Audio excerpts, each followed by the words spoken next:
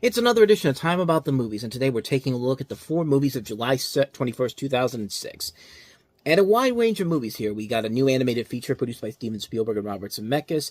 We have a movie, the latest one from M. Night Shyamalan, which it's very pretentious.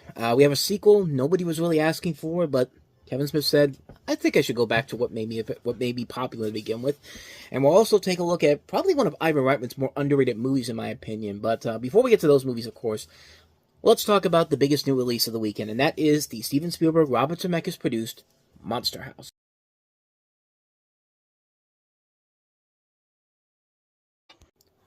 Talk about a movie with a really bizarre concept. You have a 13-year-old kid named DJ who is observing his neighbor Nevercracker, played by Steve Buscemi, on the other side of the street in the suburb that destroys tricycles of children that trespass on his lawn.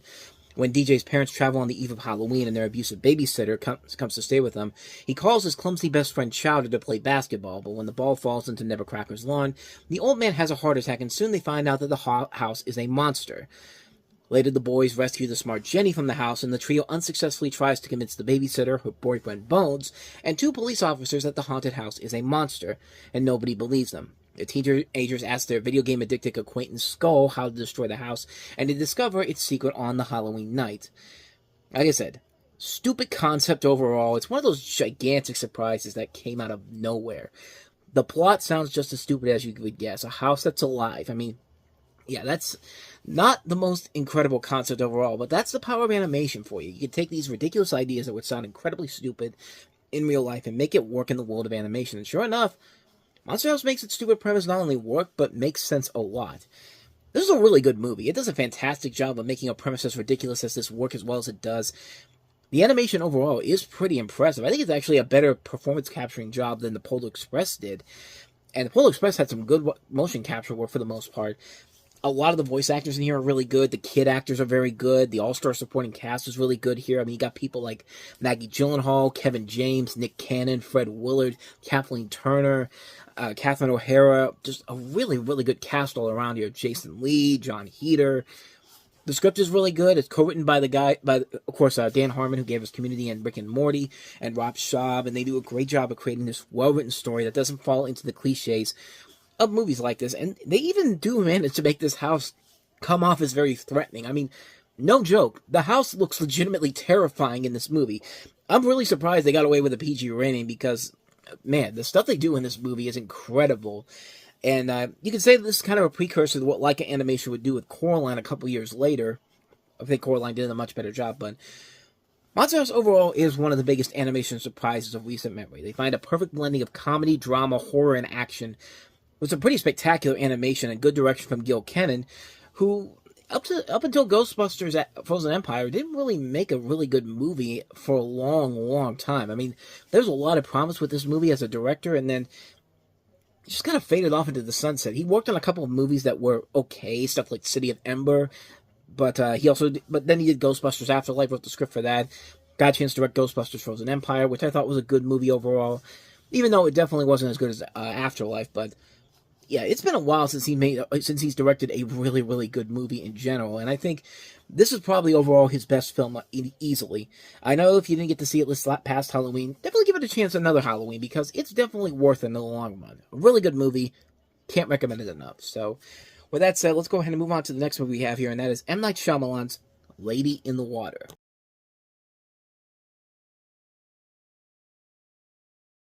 Ladies and gentlemen, welcome to the most pretentious M. Night Shyamalan movie you will ever see.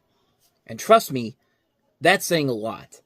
The film's plot concerns the superintendent of a Philadelphia apartment complex, played by Paul Giamatti, who discovers a young woman in the swimming pool, played by Bryce Dallas Howard. Gradually, he and his neighbors learn that she is a water nymph, or a narf, whose life is in danger from a vicious wolf-like mystical creature called a scrunt, that tries to keep her from returning to her watery blue world. Yeah, this is about as pretentious of a movie as it gets. It was so bad that Disney, who had been supporting M. Night Shyamalan all the way back to Wide Awake in '98, this was originally supposed to be released by Touchstone Pictures, just like his other movies were, but the executives of Disney didn't like the film, they didn't get the movie in general, and Shyamalan got pissed. Like, he thought that Disney no longer valued individualism when Disney was willing to completely fund the film regardless.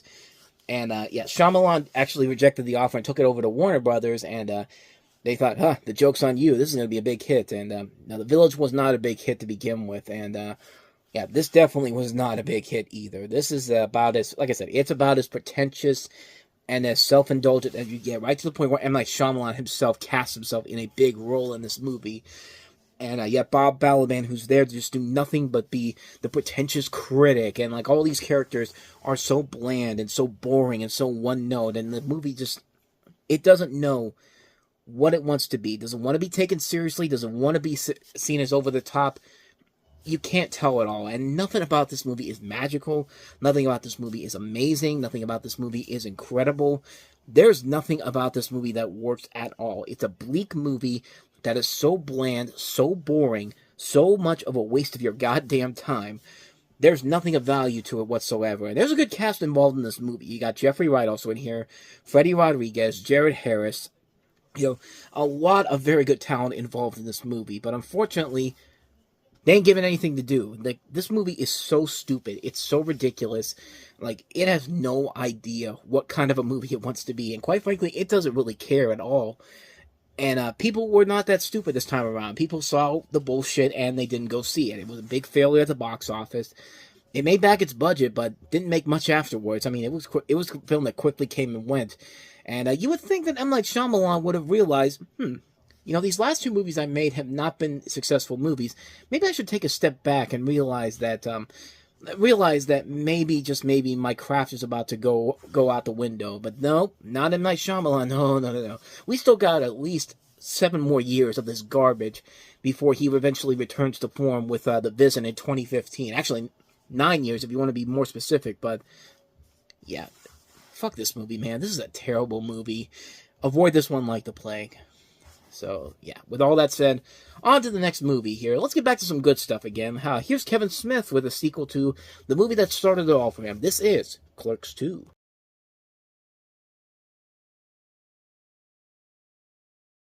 A sequel that really did not need to exist, but here it is, Clerks 2. Calamity at Dante and Randall's Quick Stop and the video store sends them looking for new horizons, but they ultimately settle on Mooby's, a fictional fast food restaurant. Fresh from his dead-end job and logged into a new one, Dante begins to break free of his rut, planning to move away with his clingy fiancée, played by Kevin Smith's wife. He's ready to leave the horrors of minimum wage New Jersey behind, but Randall, always the hostile of the two, starts to become overwhelmed by his own rancor. And Jay and Silent Bob are back, of course. You have Rosario Dawson, who plays a third wheel into the storyline. And, of course, you see Jason Lee in there, who I swear when I saw that trailer, I thought he was going to be Earl Hickey, because it really looks like they didn't even, he was on the set of My Name is Earl, and Kevin Smith came up to him and said, Hey Jason, listen, I'm working on a movie right now. Can you just come on here and for a little bit of a cameo? And Jason Lee's just like, well, what about, do I need to put on any new makeup or something? It's like, no, it's fine. Nobody will notice the difference. But no, he's playing a completely different character in this movie, even though he looks literally like Earl Hickey from My Name is Earl. As you can also tell, the movie is not shot in black and white, it's shot in color, and, it was a hit when it came out. I mean, I guess the demand was there for another movie, but then again, most of Kevin Smith's movies aren't really big financial hits in general, but they are movies that do have a soft spot with most people, myself included. I mean, I like a lot of Kevin Smith movies. I mean, really, the worst one he had done up to this point was Mallrats, and even then, that wasn't a bad movie. It was just definitely just a retread of Clerks all over again, and this is sort of a retread of Clerks in general, but actually, no, I take that back. Jay and Silent Bob Strike Back might be a little bit worse, but even then, that had some moments that were funny in there. But Clerks, this is definitely literally Clerks in this first movie again, except this time it takes place at a fast food restaurant instead of a convenience store. And it's a lot of the same things in this movie, except maybe a little bit more in-depth storylines, like, we find out that Dante gets Rosario Dawson's character pregnant when he's about to get married to this other woman, and Randall's trying to bring back the word porch monkey, and he's just like, hey, hey, I'm gonna bring it back, and he's literally at the point where he's wearing a shirt that says porch monkey on the back of it, and of course, Jay and Silent Bob are still in front of it. I know I cut that scene from the trailer where Jay starts dancing the Buffalo Bill, which actually does lead to a funny reveal in the movie itself, but I don't know. I thought the movie was pretty good. I thought the movie actually did a good job of at least continuing the storyline and having a reason to exist. Like, it's not like these other comedy sequels that were clearly just made because, the first movie was such a big hit that we have to just go ahead and do another movie because the demand is there for a sequel. And no, Kevin Smith actually had a good idea of what he wanted to do with this movie in general. Is it as good as the original? No.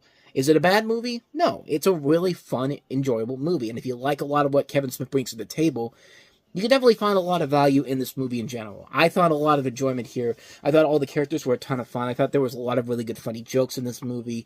I mean, it's a really good movie. It's a fun film overall. Definitely not the first movie in general, but when you really look at it, all the Clerks movies are actually really good. Like, I really like Clerks 3. I think that's the second best one after the first movie because it actually expanded on the story. Wasn't afraid to go too dramatic, too, and actually work out to the film's advantage. And I thought it was very well done. I thought it was a really good movie, but we've got a long way to go before we get to that movie in general. But as far as Clerks 2 goes, I like it. I think it's a ton of fun. It's definitely not the first movie, but it's certainly one of the better comedy sequels I've seen, no question about it. So with all that said, let us go ahead and move on to our last film we have here, and that is probably the most underrated movie that came out this week, and that is My Super Ex-Girlfriend, starring Luke Wilson and Uma Thurman.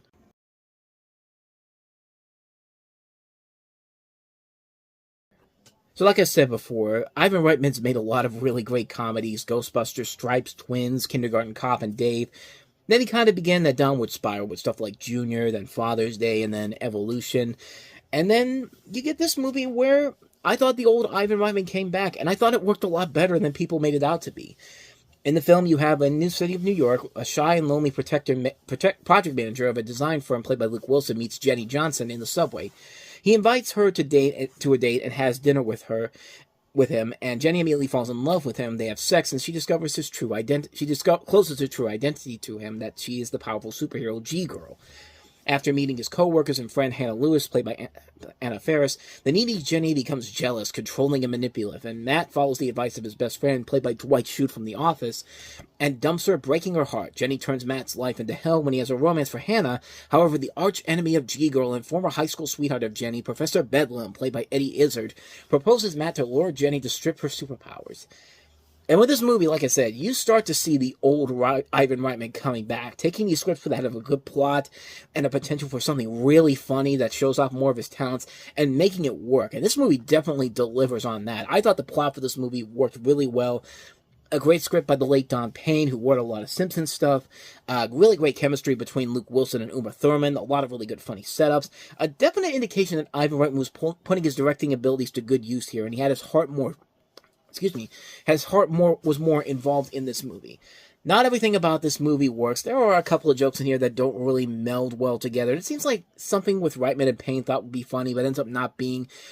That shark scene in the trailer in particular, where Jenny throws the shark at Matt in the room, should have been hilarious, but it just doesn't work. You see it in the trailer, and I think it's that sound effect that just ruins it. A scene that should be funny on the same level of Sam Jackson getting eaten by the shark at Deep Blue Sea. I mean, here, it just comes off as really odd and lackluster. And there's a lot of jokes in here that don't work. Like the whole thing, like that scene, another scene in the trailer with Wanda Sykes in there, and Luke Wilson's just like, I hear you, homegirl. And like, yeah, typical joke there, but they are very few and far between. The overall film that is My Super Ex-Girlfriend is actually really funny and really enjoyable. I had a good time with it. It was actually the first decent Ivan Reitman movie I'd seen in about 12 years. And, he would go back to form a little bit here with stuff like No Strings Attached, Draft Day, and then just recently he was involved with Ghostbusters Afterlife, and it's good to see Reitman getting back on his roots in his last few years in this planet before he passed away in 2022. But this is definitely a really good movie that I think a lot of people should definitely give another look at. It's a really fun film. I had a good time with it. I really enjoyed it a lot. So, My Super Ex-Girlfriend, definitely check it out. And so with that said, we wrap up another edition of Time About the Movies. The next time we meet, we'll wrap July up with 5 movies, including Michael Mann's feature film adaptation of Miami Vice, starring Jamie Foxx and Colin Farrell, based off of his television show from the 80s, of course. John Tucker Must Die, starring the gardener from Desperate Housewives, as well as Brittany Snow, Ashanti, Sophie Bush. We also have the animated feature The Ant Boy from the director Jimmy Neutron. We also have Scoop, the latest Woody Allen film with Scarlett Johansson and Hugh Jackman. And Little Miss Sunshine, starring Greg Kinnear, Abigail Breslin, Toni Collette, Alan Arkin, and Steve Carell. So we'll take a look at those movies, 5 movies in particular to look at on the next episode. But until then, Thank you so much for watching. And if you want to see more videos like this, please hit the place on the next page, check out the previous episode, and also don't forget to hit the like, subscribe, and notification button because we post videos here every day. Now, with all that said, I am off. I will see you guys next time. And until then, as always, take care.